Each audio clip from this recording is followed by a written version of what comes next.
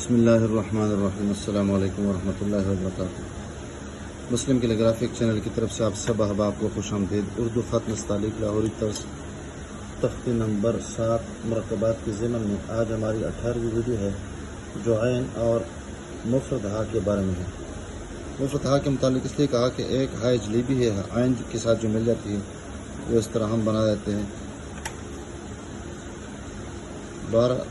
یہ اس کے ساتھ متصل یہ چھوٹی ہا بنا دیتے ہیں، اس وجہ سے سب سے پہلے یہ بنا دیں گے انشاءاللہ اگلی ویڈیو میں، پھر دوسری ہا جو ہائے جلیبی ہے وہ بنا دیتے ہیں۔ عین سے مراد عین اور غین ہے، اور ہا جو ہے ہا کی بھی ایک قسم ہے۔ آخری ہا جب کسی لفظ کے ساتھ ہم جوڑ دیتے ہیں اور ایک ہی ہو تو پھر یہ جو ہا ہوتی ہے یہ مد کی طرح اس کے ساتھ ملا دیتے ہیں۔ بس یہ سمجھ لیں کہ یہ اس سے آگے پھر مد بنا دیتے ہیں ہم۔ بس جب مد بنا دیا ہم نے، سمجھ لو کہ اس کے ساتھ ہم نے ہا بنا دیا۔ تو عین اگر الف کے ساتھ ہے، دال کاف لام لام الف لا کے ساتھ ہے، اور اس طرح ہا کے ساتھ ہے، تو اس کا اوپر والا جبڑا اور نچلا جبڑا گولائی کی شکل میں ایک دوسرے کے سامنے آ جاتے ہیں۔ بقیہ حروف کے ساتھ صرف نقطہ بنا دیتے ہیں اور نچلا جبڑا آگے کر دیتے ہیں، اوپر والا جبڑا تھوڑا سا چھوٹا بنا دیتے ہیں۔ دوسرا فرق یہ ہے کہ عین اگر شروع میں ہے تو اس کی شکل یعنی یہ والی شکل باقی رہتی ہے، چاہے وہ الف کے ساتھ ہے، بقیہ حروف کے ساتھ ہے یا اتنے حروف کے ساتھ ہے، اور اس کا غنہ ختم ہو جاتا ہے۔ درمیان میں اگر ہے تو اس کی جو شکل ہے وہ بھی بگڑ جاتی ہے اور غنہ بھی ختم ہو جاتا ہے، لیکن اگر اخیر میں ہے تو شکل بگڑ جاتی ہے اور اس کا غنہ باقی رہتا ہے۔ اور ہاں یہاں پر جو ہم نے لکھی ہے وہ بس ایک ہی قسم ہے اور اس کو انشاءاللہ بنا دیتے ہیں۔ یہ ہاں جو ہے یہ سطر اول ہے، یہ سطر ثانی ہے، یہ نشست ہے اور یہ کرسی ہے۔ تو سطر اول ثانی کے درمیان 3 قط کا فاصلہ، اس طرح سطر ثانی نشست اور کرسی کے درمیان کا جو فاصلہ ہوتا ہے 2.5 قط ہوتا ہے، یعنی 2 اور نصف 2 اور نصف۔ یہ جو عین اور ہا ہم نے ملا دیے ہے دونوں آپس میں، تو یہ سطر یہ جو نشست کی جو لکیر ہے اس سے بھی آگے یہ بنتا ہے عین اور ہا۔ تو یہاں پر اس طرح ایک جمع کا نشان بنا دیتے ہیں جو اس لکیر سے نیچے ہو، اور پھر اس طرح ایک مخصوص طریقے سے، خاص کر جب عین الف دال کاف لام لام الف لا کے ساتھ ہو تو اس کو مخصوص طریقے سے ہم اس کو بنا دیتے ہیں۔ انشاءاللہ آپ اس کو بھی دیکھیں گے۔ اور وہ اس طرح کے یہاں پر کراس بنا دیتے ہیں۔ کراس پر کیا کرتے ہیں، اس طرح ایک گول چکر لگا دیتے ہیں، لیکن یہاں پر سب سے پہلے ٹاک لگا دیتے ہیں تاکہ یہ کونا ہو، اور یہاں سے اس کو گولائی کی شکل میں، اور گولائی بھی پورا قلم اور پورا قد استعمال نہیں کرتے ہیں، بس یہاں سے گولائی کی شکل میں ہے اس کو بنا دیتے ہیں۔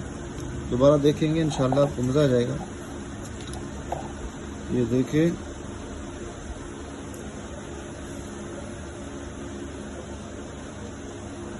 یا یہاں پہ اور یہ، اور اسی سے تھوڑا سا کاٹ کے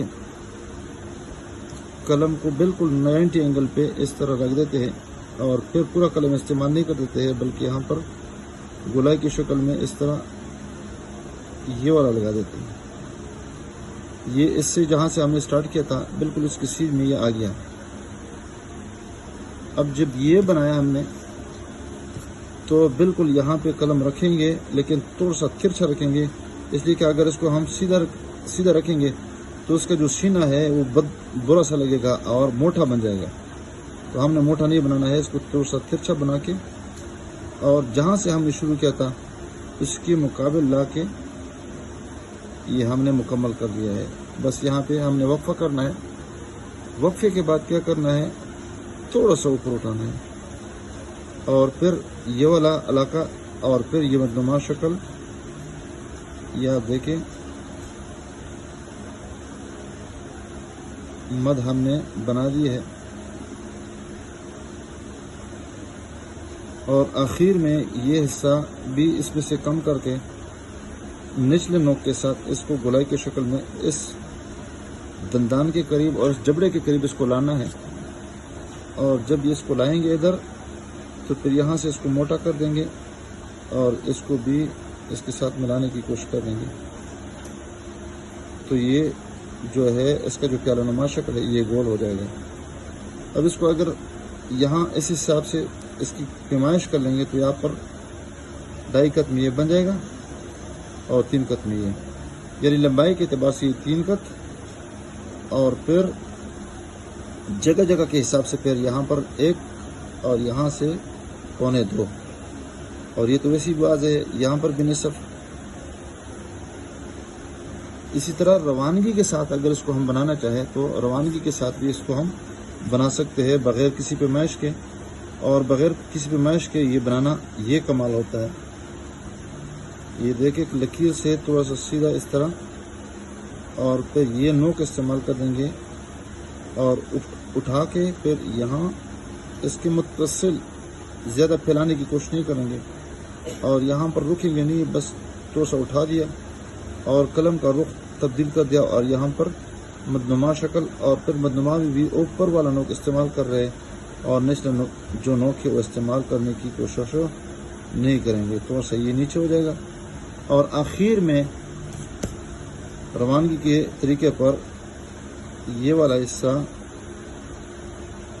اس کی سیدھ میں لانے کی کوشش کر دیں گے، اور پھر یہاں پر یہ علاقے سے اس کو موٹا بنانے کی کوشش کر دیں گے۔ اس حساب سے بھی اگر اس کی ہم پیمائش کر لیں تو ہمارا تجربہ یہ ہونا چاہیے اور ہماری جو پریکٹس ہے کہ بالکل سیم ٹو سیم ہے۔ یہ دیکھیں وہی طریقہ ہے، بالکل کوئی کمی بیشی نہیں ہونی چاہیے۔ اب یہاں پر دیکھیں بالکل وہی طریقہ ہے۔ تو یہ جو شکل ہے مدنما ہے یا چھری نما ہے۔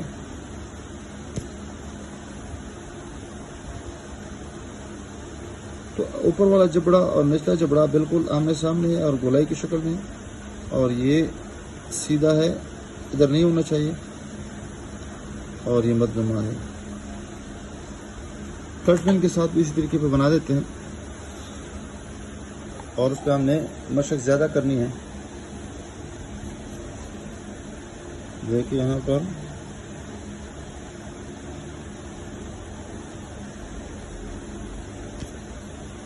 تو جہاں پہ لفظ پتلا ہے تو وہاں پر ہم نے قلم ڈھیلا استعمال کرنا ہے تاکہ لفظ پتلا ہو جائے۔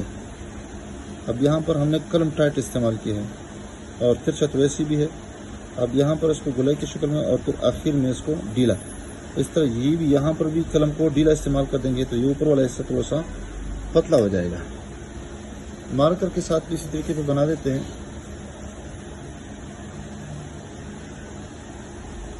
یہ دیکھیں پورا قلم استعمال نہیں کر رہا ہوں، یا پورا استعمال کر رہا ہوں لیکن پھر یہاں پر تھوڑا سا رکتا ہوں، اور پھر اس کے بعد یہاں پہ قلم کو اٹھا دیتے ہیں، دیکھیں، اور پھر یہ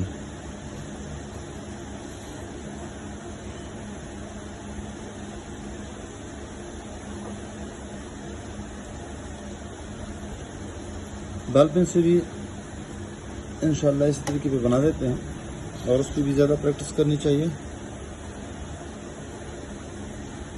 یہ تو اتنا بھی آسان ہے کہ شروع سے بالکل کر لے، دیکھو گولائی کی شکل میں، اور پھر یہ وقفے سے اس کو بنا دیں، یعنی سب سے پہلے یہ بنا دیں، پھر یہ بنا دیں، اور پھر یہ، اور مختصر بنانے کی کوشش کر دیں۔ امید ہے آپ اس ویڈیو کو پسند فرما دیں گے اور اس پہ اپنے مثبت کمنٹ بھی کر لیں گے۔ السلام علیکم ورحمۃ اللہ وبرکاتہ۔ یہ سب سے پہلے ہے، اور یہ جو ہم نے شروع میں اس کا نمونہ بنایا تھا کچھ رنگ کے ساتھ، اگر اس کو تازہ کر لیں تو اور بھی بہتر لگے گا۔ یہ دیکھیں